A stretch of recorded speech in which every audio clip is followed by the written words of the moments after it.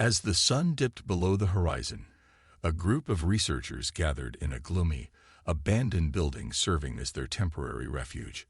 They were part of a mission to explore the desolate industrial complex known as the Empty Ark, and many of them had spent several weeks on this expedition. However, nothing could have prepared them for what unfolded on this fateful night. Initially, all was calm. The researchers continued their work, examining old machinery and equipment, taking photos, and jotting down notes. But as night fully descended and darkness enveloped everything, they heard it, sounds defying any logical explanation. The sounds emanated from deep within the building.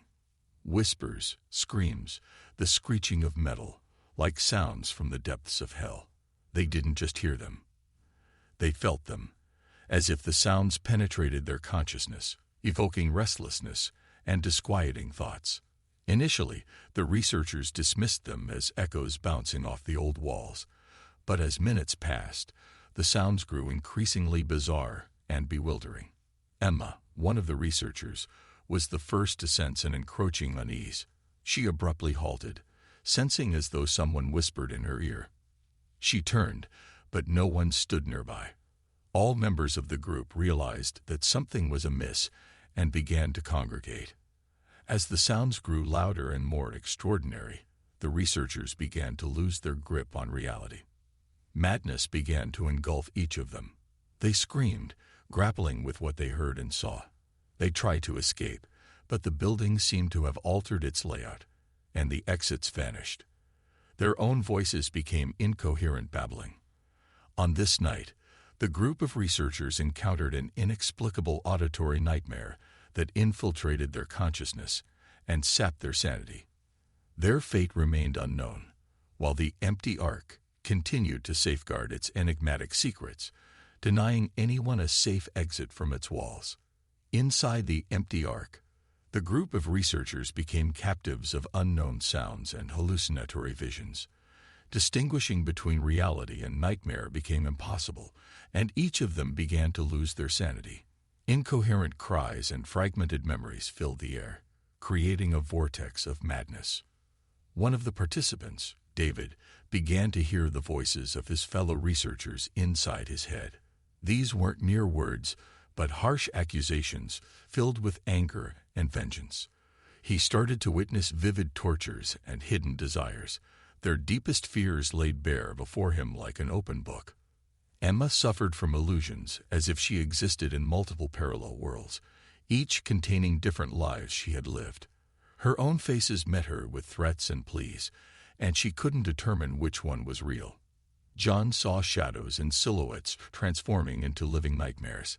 He felt invisible hands pulling him into darkness, while his ears were filled with sounds as if demons were dragging him into an abyss. Attempts to leave the building and escape the nightmare proved futile.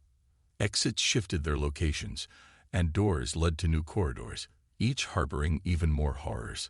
The group of researchers found themselves ensnared within the labyrinth of their own minds and the cacophony of haunting sounds. Over time, the researchers realized they were trapped in a nightmare where the lines between reality and illusion had blurred. Unseen forces governing these realms left them no recourse. Efforts to escape or fathom the nature of their predicament only plunged them further into madness. Their own fears and doubts started to come alive before their eyes. Long-buried secrets and fears they had tried to forget resurfaced from the depths of their minds and began to haunt them. It was like descending into the abyss of their own souls. Everything twisted and shifted from one reality to another. The researchers could no longer distinguish the past from the present, friends from foes. Voices in their heads multiplied and tormented them. They heard internal cries and pleas from each other, unable to differentiate them from external sounds. With time, each of them descended into their personal hells. Their suffering and illusions became so real that they began to doubt their very existence. They felt invisible hands scratching their bodies, heard cries and whispers as if their own souls were crying out for help.